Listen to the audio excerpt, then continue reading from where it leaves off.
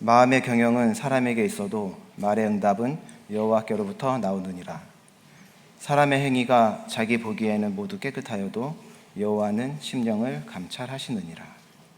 너의 행사를 여호와께 맡기라. 그리하면 내가 경영하는 것이 이루어지리라. 이는 하나님의 말씀입니다. 아멘. 네, 오늘도 우리 하나님의 따뜻한 은혜가 신도제일교회 모든 성도님들 가운데 함께 하시기를 주님의 이름으로 축복합니다.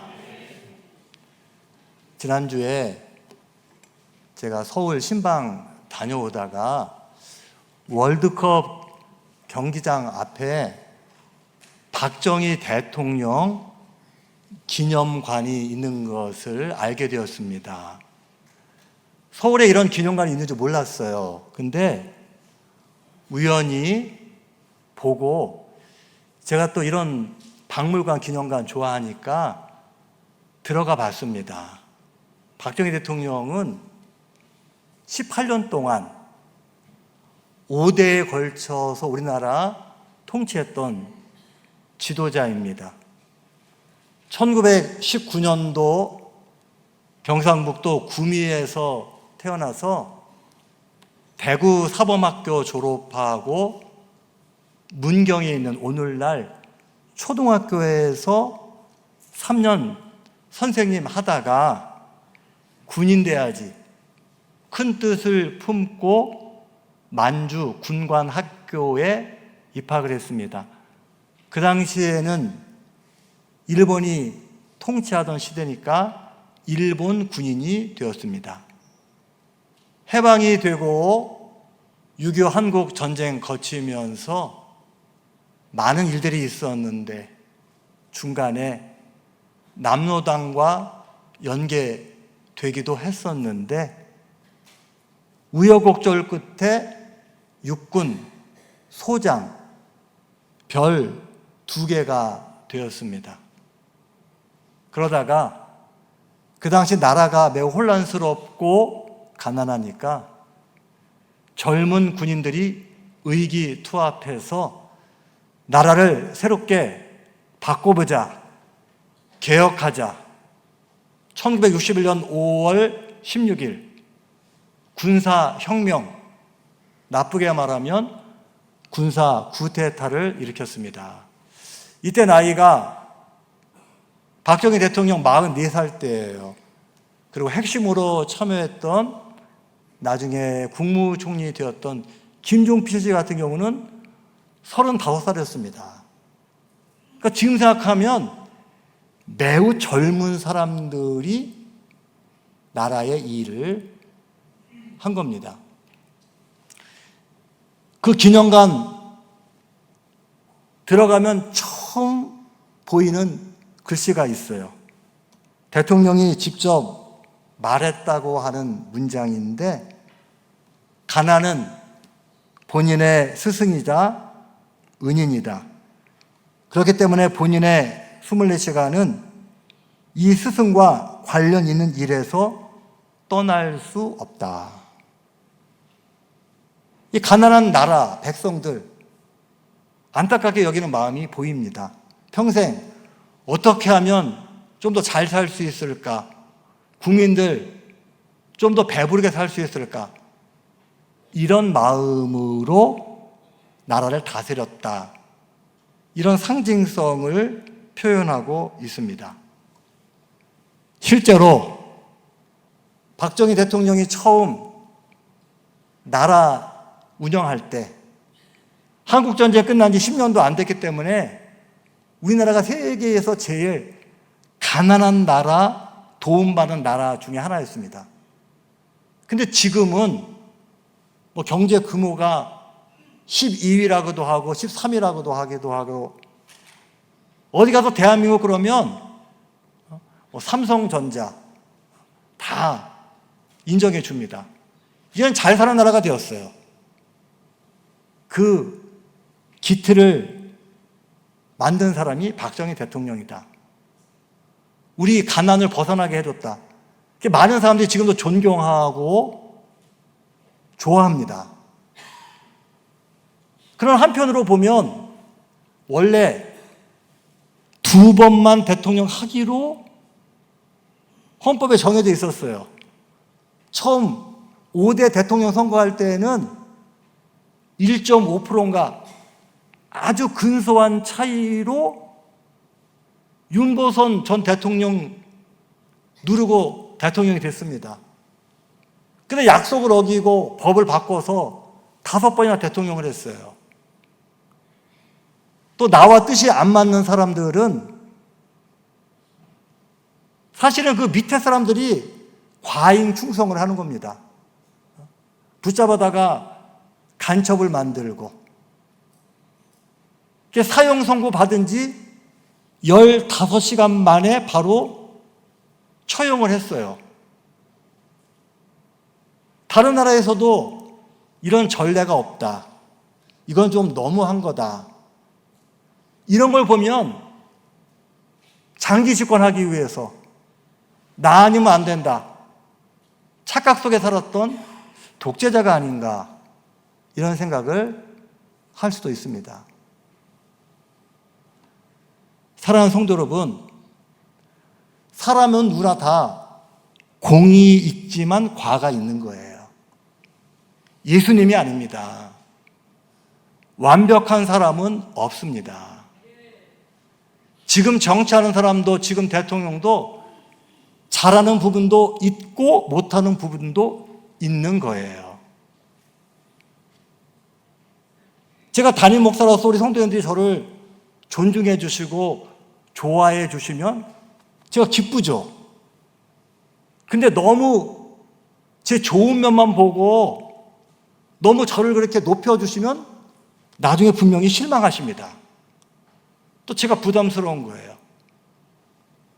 또 제가 살아오면서 실수한 거, 그것만 자꾸 이야기하면서 저를 나쁘게 생각하면 저는 섭섭하고 억울할 수 있습니다.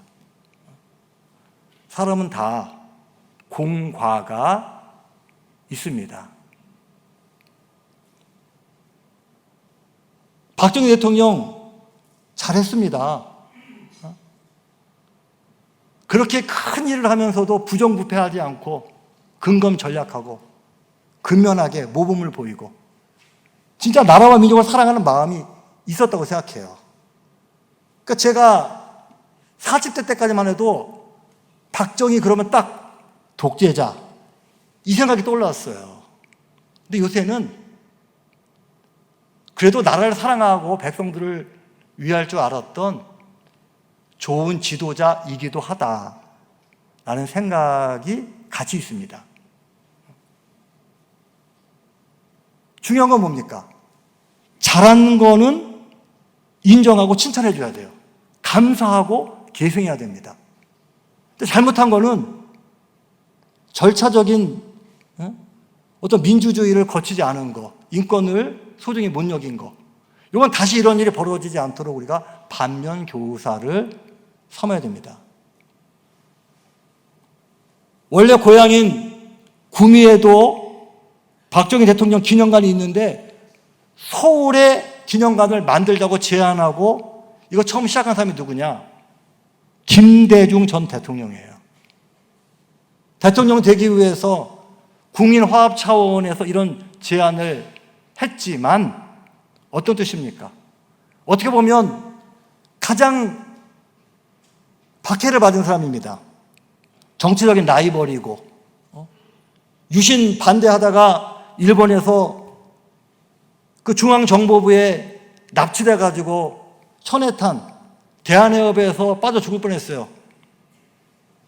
근데 미국의 CIA에서 정보를 알고 주한 미국 대사가 대통령한테 그러면 안 된다. 미국이 가만히 있다. 그게 겨우 살아났습니다. 근데 이 김대중 대통령이 왜 박정희 대통령의 기념관을 만들려고 했겠습니까? 잘못한 것도 있지만 잘한 거 있으니까 그거를 계승하자. 사람을 무조건 그냥 신격화해가지고 누구 그러면 그냥 막 너무 좋아하고 또 악마화해가지고 누구 그러면 무조건 나쁜 사람 그렇게 하면 안 된다라고 하는 겁니다.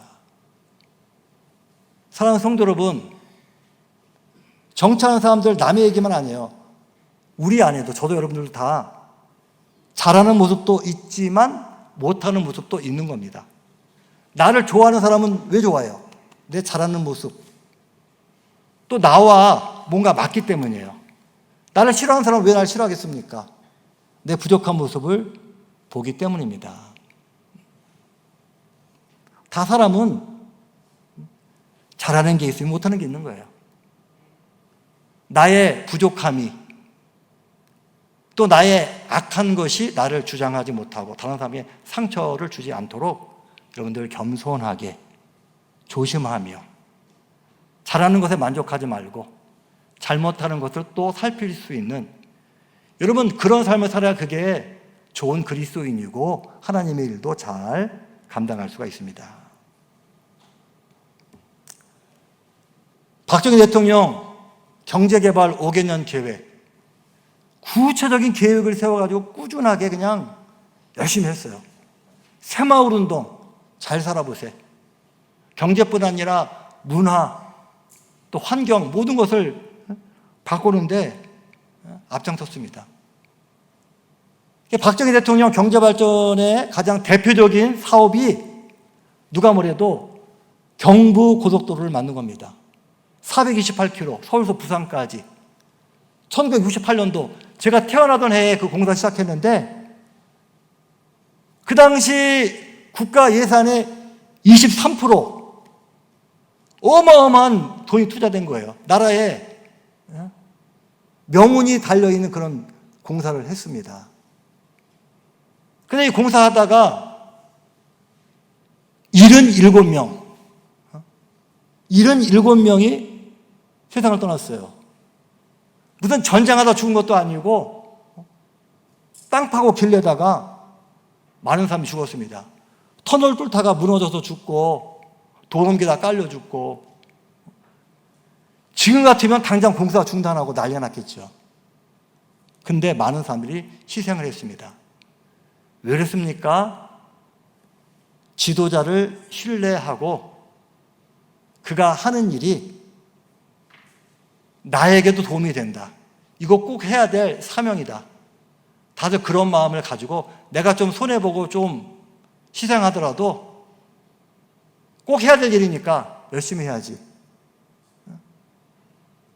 지도자와 정부를 믿고 국민들이 헌신하면서 협력을 하니까 결국은 결과가 좋아질 수밖에 없었습니다. 지금은 그렇게 하면 안 되죠. 오늘 오후 2시부터 우리 교회에서 신도지역교회 한사랑 찬양제를 합니다. 더 많은 분들이 참여하고 하나님께서 이 찬양제를 통해서 영광을 받으시고 우리한테 큰 은혜를 주실 거야. 이거는 꼭 필요한 거야. 나 하나쯤이야가 아니라 나부터 앞장서야지. 그런 마음을 가지고 목회자를 신뢰하고 여러분들이 교회에서 하는 일에 적극적으로 앞장을 서 주시면 어때요? 찬양제는 잘 되는 겁니다. 그리고 이런 마음들이 모이면 어떻게 돼요? 신도지역교회가 부흥하게 되는 거예요. 지도자를 믿고 나가면 나라가 잘 돼요. 교회도 목회자와 함께하면 부흥할 수 있습니다. 근데 여러분, 사람 믿고 따르는 것도 중요하지만 제일 중요한 거, 하나님을 믿고 하나님께 순종하며 살아가시기를 주님의 이름으로 부탁을 드립니다. 오늘 말씀에 하나님께 맡기라 그랬어요. 맡긴다는 거는 하나님께 다 모든 것을 다 내어드리고 나는 그냥 뒤전으로 물러나고 나는 아무것도 안 한다, 그런 뜻은 아닙니다. 시어머니가 며느리에게 이제 오늘부터 집안 경제권 너한테 맡기겠다, 그러면 뒤로 물러나는 거예요. 근데 우리가 하나님께 맡긴다는 거는 우리는 그냥 하나님께서 알아서 해주시겠지, 난 아무것도 안 하겠다, 그런 뜻을 갖고 있지 않습니다. 하나님께 맡긴다는 것은 하나님은 살아계신다, 하나님은 지금도 역사하신다, 하나님은 전지전능하신 분이다. 그런데 그 하나님이 나를 사랑하신다, 나와 함께 하신다, 나를 구원해 주셨고 나를 천국으로 인도해 주신다. 하나님은 지금도 나에게 좋은 계획을 가지고 계시고 나와 함께 하시고 나를 도와주신다. 이걸 믿고 이 믿음을 가지고 사는 겁니다. 그래서 내 생각대로 하는 것이 아니라 하나님의 뜻을 구하고 하나님의 뜻을 깨달은 만큼 실천하며 사는 거, 이게 하나님께 맡기고 사는 거예요. 오늘 말씀 잠언 16장 2절에 보면 사람의 행위가 자기 보기에는 모두 깨끗하여도 그렇지 않다라고 하는 겁니다. 사람은 누구나 다 지식과 경험에 한계가 있습니다. 내가 옳다고 여기는 게 옳지 않을 수 있습니다. 또 사람은 누구나 다 자기 욕심이 있어요.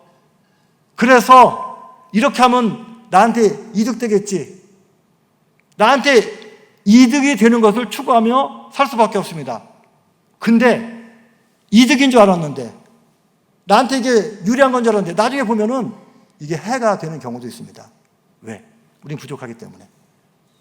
그래서 우리는 내가 판단하고 내가 생각하고 내가 계산하는 대로 사는 것이 아니라 하나님, 전지전능하시고 나를 사랑하시는 그 하나님의 뜻이 무엇인가, 나를 어떻게 계획하고 계시고 인도하시나 하나님께 여쭤봐야 되는 거예요. 그리고 하나님과 의논해야 되는 겁니다. 그리고 하나님의 일에 동참해야 돼요. 그게 뭐 하는 겁니까? 기도하는 거예요. 기도하며 하나님의 뜻을 알려고 노력하고 하나님께서 가르쳐 주신 만큼 내가 최선을 다해서 순종하고 살아갈 때, 이게 하나님께 나를 드리고 맡기고 사는 겁니다. 기도하며 하나님의 뜻에 순종하며 살아가는 우리 신도들께 모두 성도님들 되시기를 주님의 이름으로 축복합니다. 성경에 나오는 믿음의 좋은 사람들은 다 하나님께 맡기고 산 사람들입니다. 믿음의 조상 아브라함, 창세기 12장에 보면 부르십니다. 너 이제 고향을 떠나서 새로운 곳으로 가라. 가나안으로 가라. 4,000년 전 사람입니다. 수천 킬로 떨어져 있어요. 여러분, 우리가 제주도만 가도 방언이 심합니다. 한 30년, 40년 전만 하더라도 다른 지역에 가면 문화가 달랐어요. 왜? 산맥으로 막혀있고 바다로 막혀있고 서로 나누어 살기 있기 때문에 다른 문화권에 간다라고 하는 것은 생소한 일이었습니다. 근데 아주 오래전에 그것도 다른 민족들이 살고 있는 남의 나라에 아브라함이 몇 세에? 75세에 간다. 도대체 답이 안 나옵니다. 가서 뭘 해고 어떻게 살아야 될지. 근데 갔어요. 왜?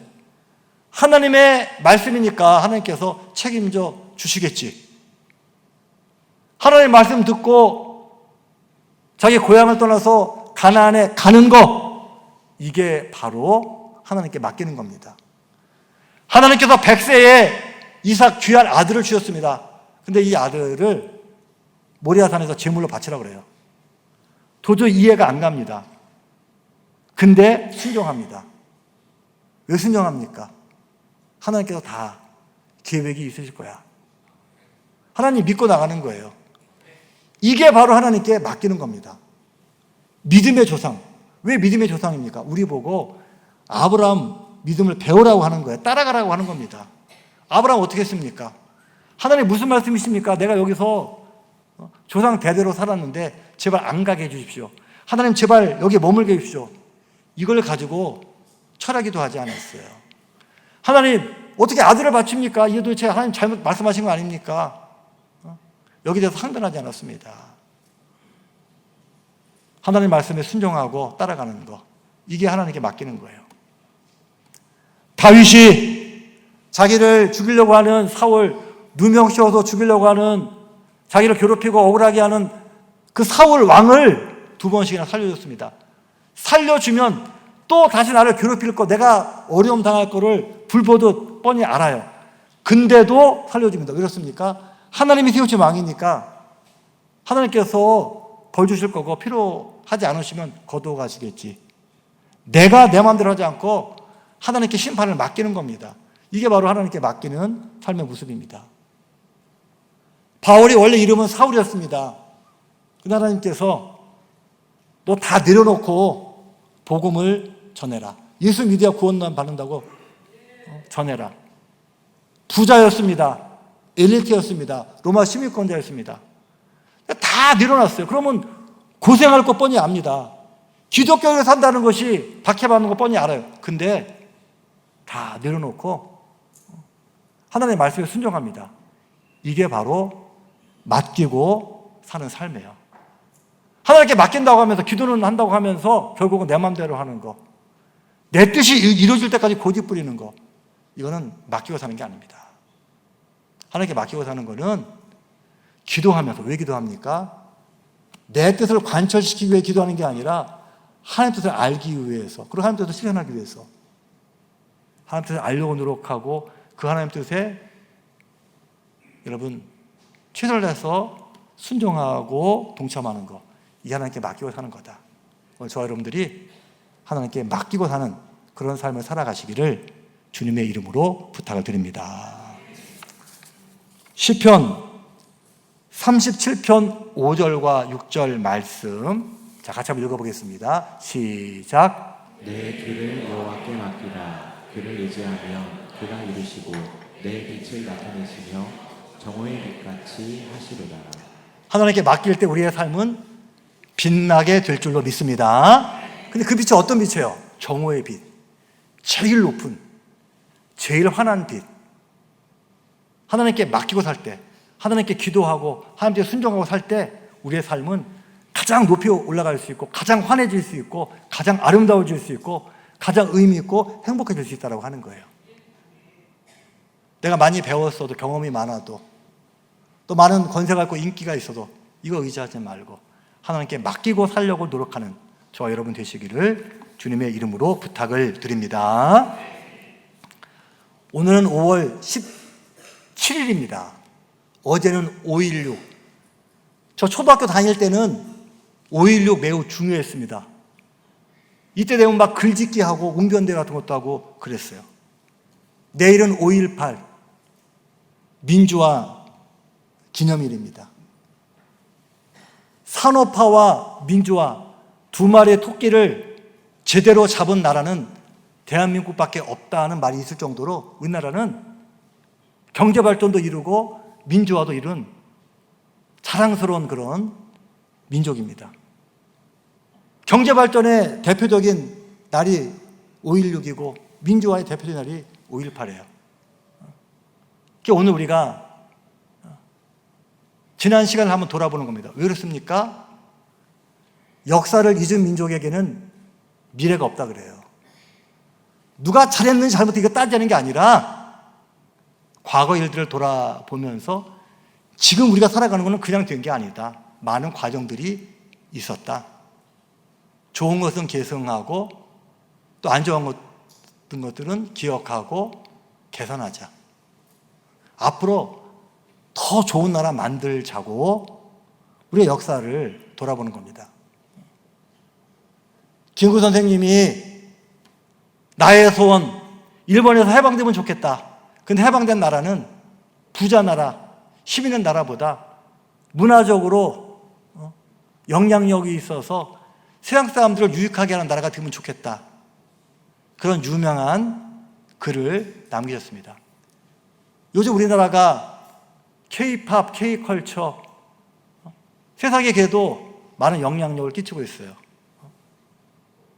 우리나라가 계속 좋은 나라가 계속 되어가고 있습니다.